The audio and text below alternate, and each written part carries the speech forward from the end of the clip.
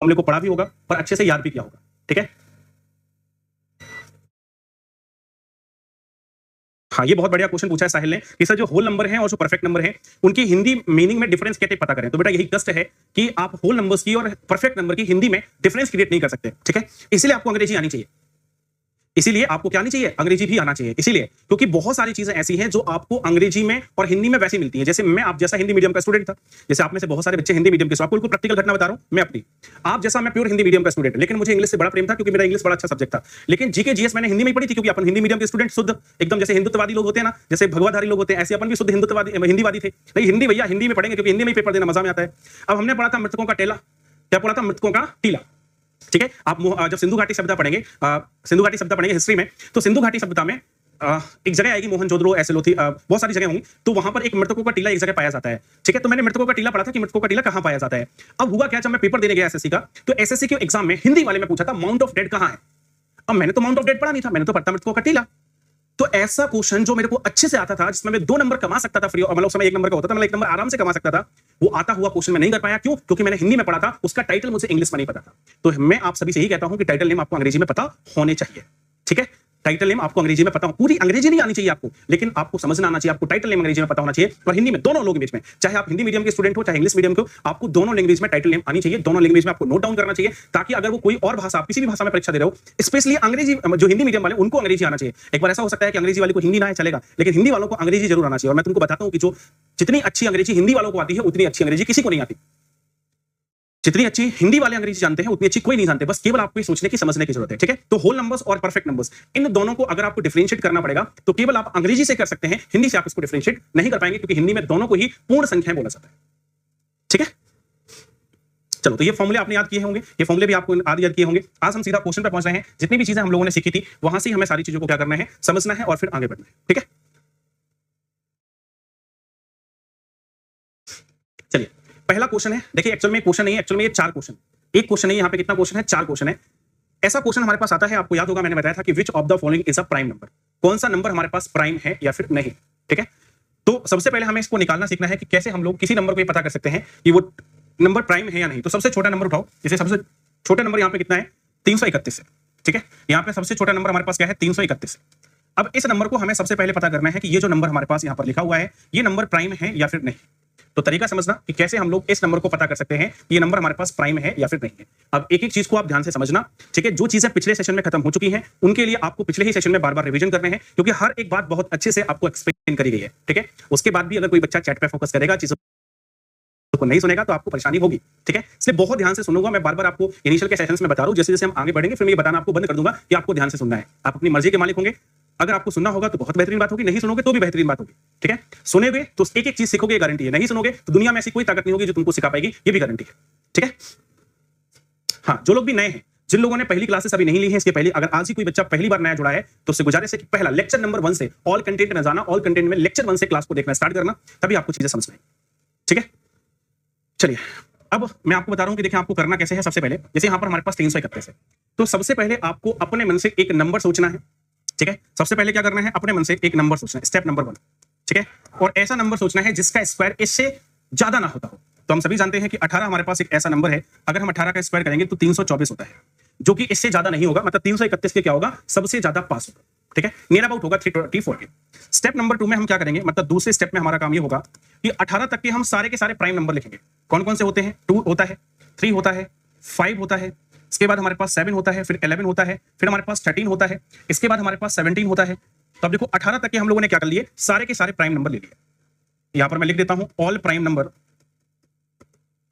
Number till 18। Hindi होगी इसकी 18 तक के सभी अभाज्य संख्याएं, 18 तक की सभी अभाज्य संख्याएं, 18 तक की सभी अभाज्य संख्याएं हमने यहां पे क्या कर ली, लिख ली। ये हमारे पास स्टेप नंबर 2 है। अब स्टेप नंबर 3 में हमें क्या करना है, divide given number with each prime number. ठीक है, इसके बाद हमारा काम है इसके बाद हमारा काम क्या है, इसके बाद हमारा बेटा काम होगा दी गई संख्या को प्रत्येक अभाज्य संख्या से विभाजित करना। प्रत्येक अभाज्य संख्या से विभाजित करना, ये हमारा काम है, विभाजित करना।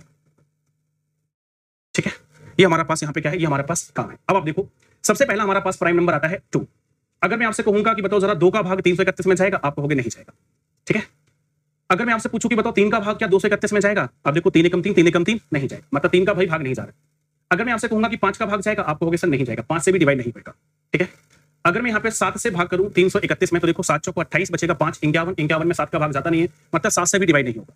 अगर मैं इस नंबर को 11 से डिवाइड करूं तो 11 तिया 33, 11 से भी नहीं जाएगा। अगर मैं इस नंबर को 13 से डिवाइड करूं 13 से, तो अब देखो 13 दूना 26 बचेगा कितना 4 3 7 71, 13 से भी इसमें भाग नहीं जाएगा। इसके बाद अगला नंबर हमारे पास क्या है 17 है, 17 से हम इसमें भाग करते हैं, तो देखो 17 एकम 17 बचेगा हमारे पास 16 यानी कि 161, 161 में भी 17 का भाग नहीं जाएगा।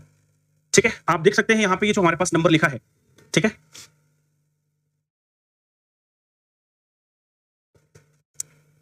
ठीक, आपने देखो 2 से इस संख्या को डिवाइड किया, आपने देखा कि 2 का भाग नहीं गया।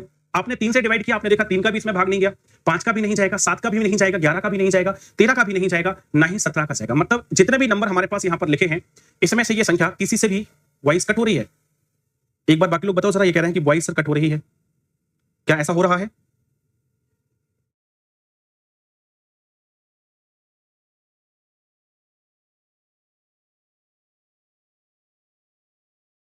बेटा डिविजिबिलिटी रूल में अभी आगे कराऊंगा, चिंता मत करो। ठीक है, किसी से भी डिविजिबल नहीं। तो आपने यहाँ पे देखा कि जितने भी नंबर हमारे पास हैं, इनमें से किसी से भी डिविजिबल नहीं है, तो हम क्या कहेंगे, नाउ वी कैन से, अब हम कह सकते हैं दैट क्या 331 इज अ प्राइम नंबर। जो हमारे पास 331 है वो क्या है, प्राइम नंबर है। अब हम कह सकते हैं, अब हम कह सकते हैं कि 331 अभाज्य संख्या है। अब देखो आपको लग रहा होगा यार कितनी बड़ी प्रोसेस है। ठीक है, लेकिन ऐसा नहीं है। अभी देखिए जब हम सारी चीजें सीख जाते हैं तो हमारे लिए चीजें क्या होती जाती हैं, धीमे धीमे आसान हो जाती है। सबसे पहले जरूरी होता है कि किसी भी नंबर, किसी भी मेथड को आप बहुत डिटेल में अच्छे से क्या कर लें, समझ लें। अब आप देखो ये मेथड समझ गए हैं, अब मैं आपको यहाँ पर सिखाता हूँ कुछ चीजें, उसको आप यहाँ पर ध्यान से समझना। ठीक है, जैसे एक नंबर तो हमने यहाँ पे चेक कर लिया, अब मैं क्या करने वाला हूँ, आपको आने वाले जो नंबर है उनको चेक कराने वाला हूँ। जैसे एक नंबर हमारे पास है 4 से 81, ये अगला नंबर हम लिखते हैं 4 से 81, और मान लीजिए मुझे इसको चेक करना है कि 481 हमारे पास जो है ये प्राइम नंबर है या नहीं है। ध्यान से समझना।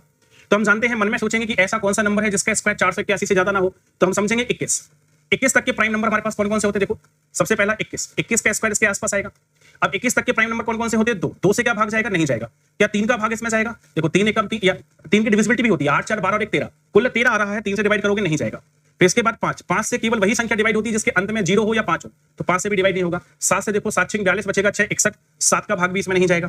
ठीक है, फिर हमारे पास अगला नंबर 11 आएगा, तो 11 चौक 44 बचेगा कितना 4 41, 11 का भी भाग नहीं जाएगा। फिर हमारे पास अगला नंबर 13 आएगा, अब देखो 13 तिया 39 बचेगा कितना हमारे पास 9 13 7 91, 13 से डिवाइड हो जाएगा। अगर किसी भी एक संख्या से डिवाइड हो गया तो आगे आपको चेक करने की जरूरत नहीं है, आप यहां पर लिखोगे प्राइम नहीं है। क्या लिखोगे, प्राइम नहीं है, यानी कि जो 481 है वो हमारे पास प्राइम नहीं। चेक हो गया यहाँ पे कि 481 हमारे पास प्राइम नहीं है। अगला नंबर चेक करते हैं, जैसे यहाँ पर 861 है, यहाँ पर हमारे पास क्या है 861 है, 861 को देखते हैं। ठीक है, अब आप सोचो कि ऐसा कौन सा नंबर है जिसका स्क्वायर 861 से ज्यादा ना हो, ऐसा नंबर आपको सोचना है। नहीं बेटा 22 नहीं ले सकते, मैंने पहले ही कहा कि सारे प्राइम नंबर्स लेने हैं, जो भी आपको लेना है वो क्या लेना है, प्राइम नंबर्स लेने हैं। ठीक है, यहां पर हमें देखना है, जैसे 861 हमारे पास है 861, तो 861 हमारे पास इसका स्क्वायर किसके आसपास आएगा, 29 के आसपास। 29 का स्क्वायर कितना होता है, 841 होता है। ठीक है, कितना होता है 841, यहाँ पे कितना है 441। तो 29 तक के सारे प्राइम नंबर हमें क्या करने पड़ेंगे, चेक करने पड़ेंगे। अब आप ध्यान से समझना, देखो क्या 2 का भाग जाएगा, लिखने की जरूरत नहीं है, यही से 0 2 4 6 8, अगर इनमें से कोई इकाई के अंक पे आएगा 0 2 4 6 8 तभी 2 का भाग जाएगा, अदरवाइज नहीं जाएगा। 3 का डिवाइड चेक करना है तो कैसे करेंगे, 8 6 14 और 1 15, देखो ये 3 से डिवाइड हो गया, आगे हमें चेक करने की जरूरत नहीं है, यहीं पर हम समझ गए प्राइम नहीं है। प्राइम नहीं, अगर किसी भी एक संख्या से डिवाइड हो जाता है तो आगे चेक करने की जरूरत नहीं है, मैंने कहा यहीं पर आपको समझ में आ जाएगा कि ये प्राइम नहीं। फिर से देखना, एक नंबर और है हमारे पास 6 6 7, मान लीजिए इसको आपको चेक करना है कि हमारे पास प्राइम है या फिर नहीं है। अब कैसे चेक करोगे मेरे भाई, फिर से देखो ऐसा नंबर जिसका स्क्वायर इससे ज्यादा ना होता हो, तो 26 का 676 ज्यादा हो जाएगा, तो यहां पर हम क्या लिखेंगे 25 का स्क्वायर। 25 का स्क्वायर कितना आता है बेटा 625। अब आप चेक करो क्या 2 का भाग जाएगा, नहीं जाएगा। 3 का चेक करो, 7 6 13, 13 और 6 18, 3 का भाग चला गया, यहां से हमें समझ में आ गया कि प्राइम नहीं है। ठीक है, चलो बताओ जल्दी से, क्या सभी को प्रोसेस क्लियर हो गई? हाँ बेटा, जो भी नंबर यहां पर लिखा होगा, जैसे यहां पर आप 481 है, तो 480 के बाद अगला जो आएगा हमारे पास वो आएगा 23। अब 23 से आपको उसको डिवाइड करना है, तो 23 दूना 46 बचेगा कितना 20 207, 23 नंबर 207, 23 से डिविजिबल है। प्राइम नहीं है, ये कंफर्म है, प्राइम नहीं है क्योंकि 23 से क्या है, डिविजिबल है। ठीक है, इसको एक बार चेक कर लीजिएगा सारे लोग। 23 से डिवाइड हो जाएगा, ना तो 2 से है, ना 3 से है, ना 5 से है, ना 7 से है। अच्छा वो किसी बच्चे ने पूछा और मैंने इसको बता दिया। देखिए 3 की डिविजिबिलिटी चेक करने का तरीका ये, जैसे ये है 8 6 14 और 1 15, 15 में 3 का भाग जा रहा है, मतलब ये संख्या 3 से डिविजिबल हो जाएगी। 8 4 12 और ये कितना हुआ 13, 13 में 3 का भाग नहीं जाएगा, मतलब 3 से डिविजिबल नहीं होगी। 6 6 12 7 19, 19 में 3 का भाग नहीं जाएगा, मतलब 3 से डिविजिबल नहीं होगी। ठीक है, हाँ एक चीज मैं और बता रहा हूं सभी को, देखें आप लोगों के नहीं तो पेट में दर्द होता रहेगा क्योंकि आप लोग सेशन देखते नहीं हो और फिर मुझे आप लोगों पे गुस्सा भी आती है और आप वही हरकतें करते हो। ठीक है, मैं आपके कमेंट यहां से ऑफ कर दूंगा, मैं आपके कमेंट देखूंगा ही नहीं फिर। ठीक, अगर आप लोग सुधरोगे नहीं। देखिए मैंने आपसे कहा था कि डीपीपी जब आपका चैप्टर फिनिश हो जाए, चैप्टर जब फिनिश हो जाए, चैप्टर फिनिश होने के बाद सॉल्व करनी है, होने के बाद सॉल्व करनी है। ठीक है, ध्यान रखना, केवल मैथ्स में ध्यान रखना ये बात, ओनली इन मैथ्स। बाकी सब में आप तुरंत सॉल्व करिए, हमें कोई इशू नहीं है, लेकिन गणित में आपको कोई भी डीपीपी, अभी तक तो आप पर डे कर रहे थे, कोई दिक्कत नहीं थी, लेकिन ध्यान रखना जब मैं नंबर सिस्टम का पूरा चैप्टर आपको खत्म कर दूंगा उसके बाद आप एक एक डीपीपी सॉल्व करना, पहली दूसरी तीसरी चौथी पांचवी। अगर आप ऐसा सोचोगे कि प्रत्येक दिन आपको डीपीपी सॉल्व करनी है तो आपको दिक्कतें आएंगी और आप मेरे को परेशान करोगे। ठीक है, तो आपको प्रत्येक दिन केवल एक काम करना है कि जो भी चीजें मैं यहां पर आपको सिखा रहा हूं उन्हीं का आपको रिवीजन करना है, बार बार, एक बार दो बार तीन बार, और उसी के नोट्स बनाने हैं, बस इतना ही काम है आपका। ठीक है,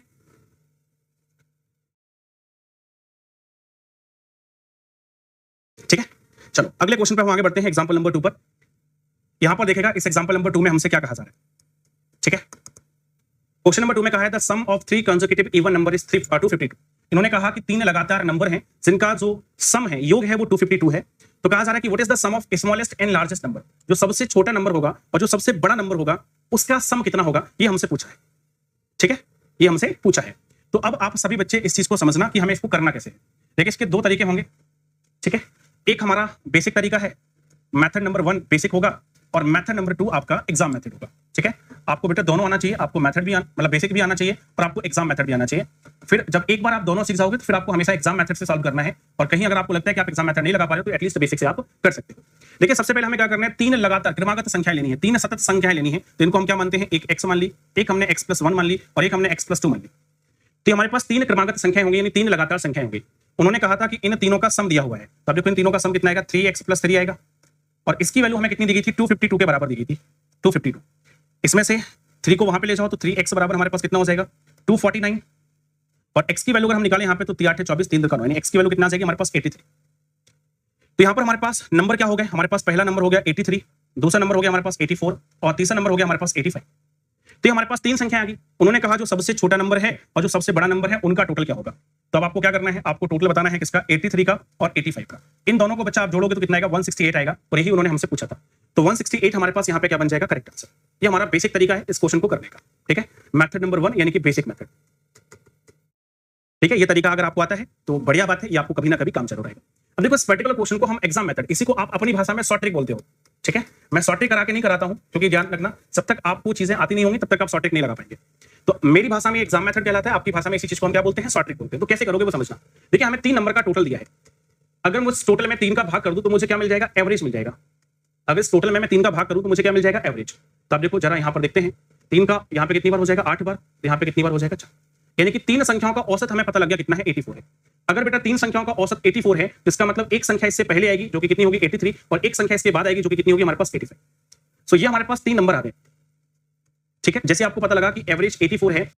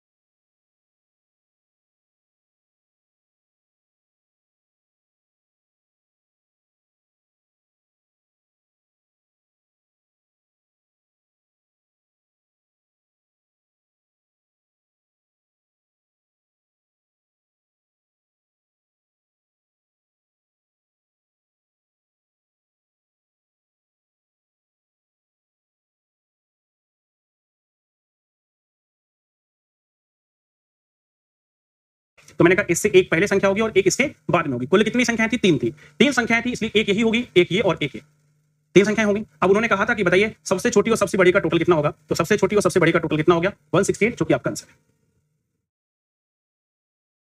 ठीक है,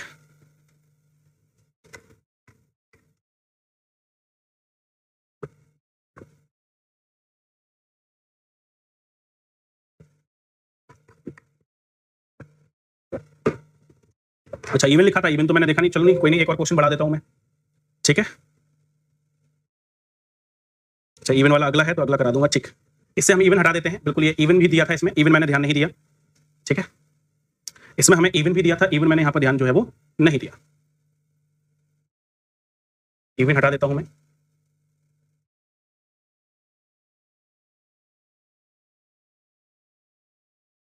चलिए ये क्वेश्चन है आपके पास, 3 लगातार संख्याएं, आप क्वेश्चन भी सही है और आपका सॉल्यूशन भी। ठीक है, क्वेश्चन हमारे पास क्या है? The sum of 3 consecutive numbers is 250।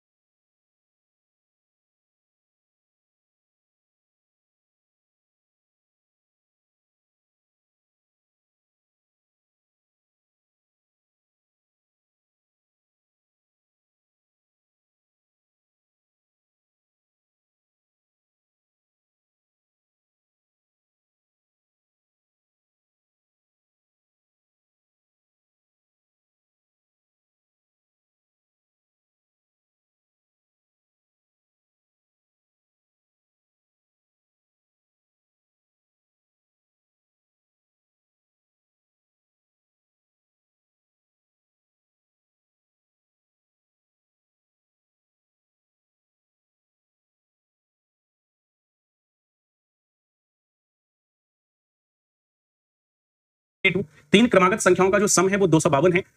उन्होंने हमसे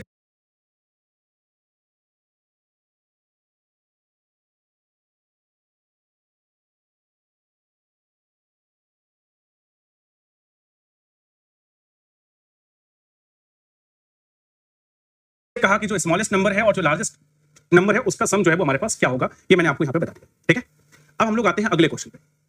ठीक है, अब देखो अगले क्वेश्चन में हमसे क्या कहा जा रहा है वो समझना। उन्होंने कहा सम ऑफ, उनका सम हमारे पास कितना है वो 80 है।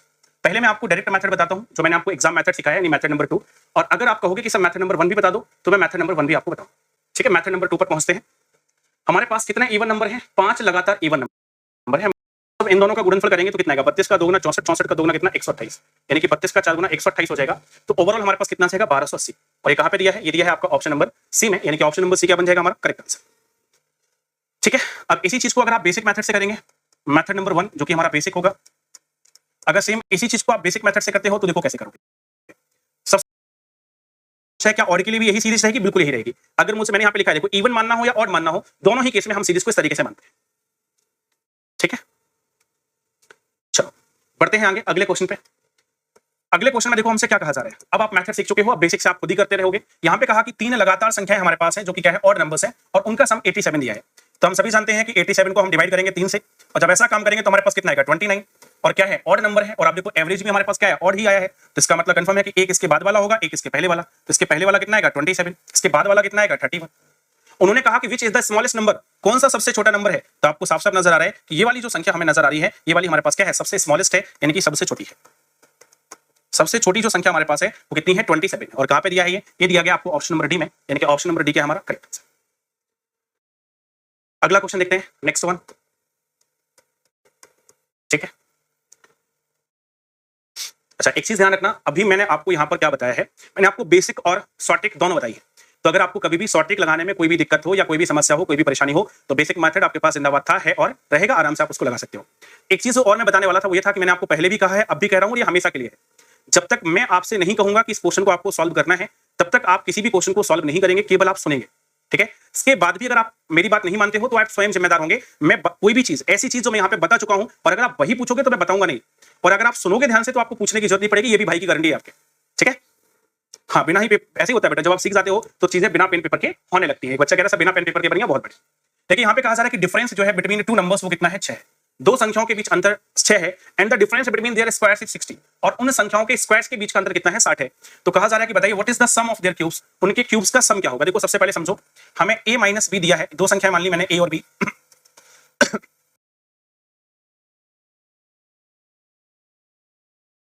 स्क्वायर, ये जो वैल्यू है इसकी वैल्यू हमारे पास 60 है।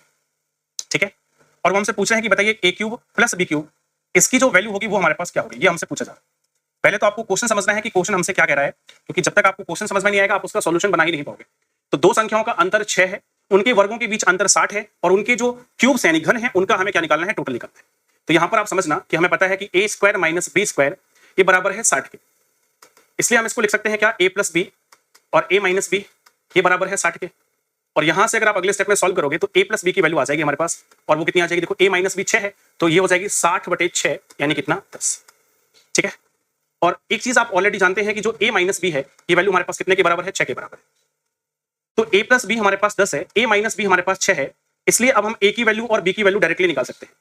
ठीक है, यहां पर मैं आपको क्या लिखा रहा हूं, एक नोट बना के एक बात बता रहा हूं, उसको आप ध्यान रखिएगा। अगर कभी भी हमारे पास ऐसी इक्वेशन है कि x प्लस वाई बराबर p दिया हो और x माइनस वाई बराबर q दिया हो, अगर ऐसी इक्वेशन होगी तो जो x की वैल्यू होती है वो होती है p plus q divide by 2, और जो y है उसकी वैल्यू होती है p difference q divided by 2। ठीक है, तो यहां पर हम a की वैल्यू निकालेंगे तो कितनी आएगी, 10 प्लस 6 यानी कि 16, 16 का आधा कर दो कितना जाएगा बेटा, 8, और 10 में से 6 गया कितना बचेगा, 4, 4 का आधा कर दो तो कितना, 2। तो ये a की वैल्यू होगी हमारे पास और ये b की वैल्यू होगी, इसलिए हम वैल्यू निकालेंगे यहाँ पे a cube plus b cube की। a क्यूब का मतलब 8 का क्यूब, और 8 का क्यूब बेटा कितना होता है, 512, और फिर यहाँ पे 2 का क्यूब, 2 का क्यूब कितना होता है, 8, दोनों को जोड़ोगे कितना आएगा, 520 आएगा, कितना आएगा, 520, और 520 कहां पे दिया है, ऑप्शन नंबर डी में, यही क्या हमारा करेक्ट आंसर। ठीक है, जितने लोगों का आंसर 520 आ रहा होगा उन सभी का जवाब क्या हो जाएगा, सही हो जाएगा।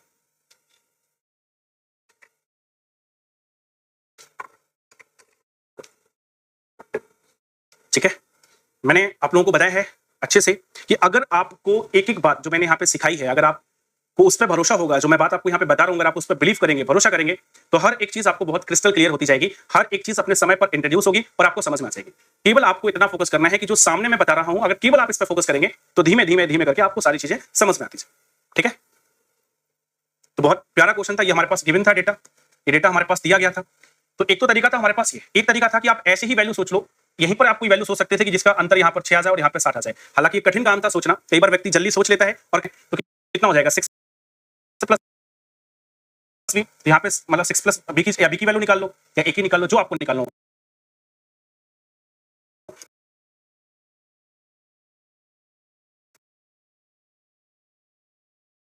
एक को निकालेंगे तो बी के फॉर्म में आ जाएगी, बी की वैल्यू निकालेंगे, लेकिन उससे और ज्यादा लेंदी होगा। सबसे आसान वाला तरीका आपके सामने यहाँ पे था, सो मैंने यहाँ पे बता दिया।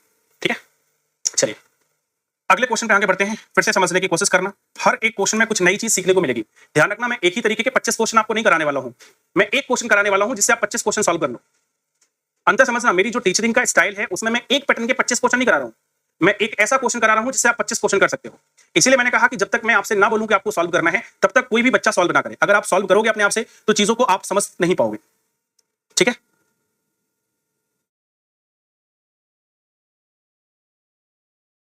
चलो अगला क्वेश्चन है आपके सामने, इसको हम लोगों को समझना है, इसका आंसर हम लोगों को निकालना है। इसको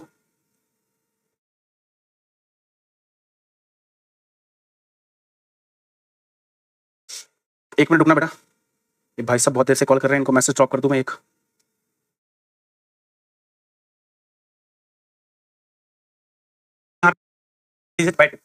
इन्होंने कहा कि 2 अंकों की जो संख्या है उसमें क्या होता है, उसमें जो इकाई का अंक है वो दहाई के अंक से 2 ज्यादा है। ठीक है, इकाई का अंक दहाई के अंक से क्या है, 2 अधिक है। और आगे कहा and the product of the given number, अगर दोनों नंबर का हम गुणनफल कर लें, and the sum of its digit, और उनकी डिजिट का सम ले लें, तो ये इक्वल आता है हमारे पास कितने के, 460 के बराबर आता है। इन्होंने कहा कि बताओ संख्या क्या होगी। देखिए इस तरीके का जब भी क्वेश्चन आएगा तो 2 तरीके होंगे हमारे पास, हमेशा ध्यान रखना।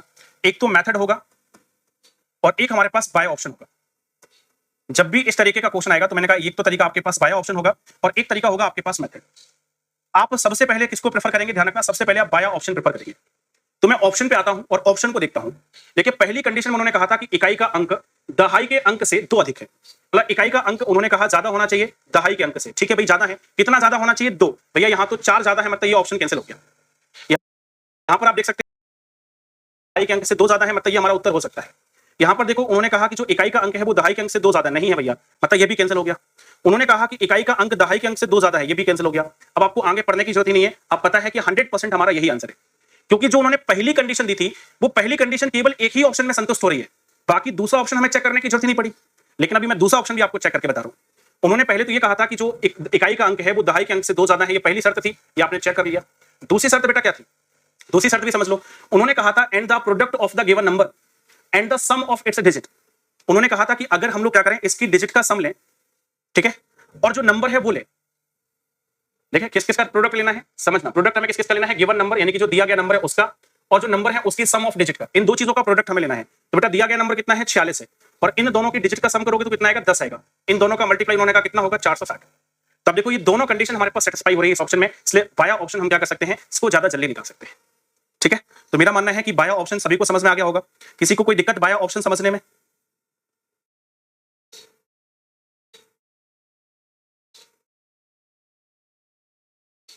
बताइए सभी लोग जल्दी से।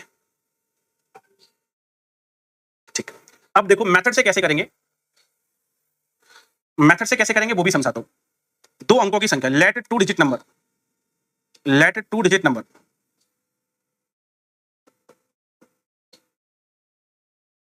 Is x Y.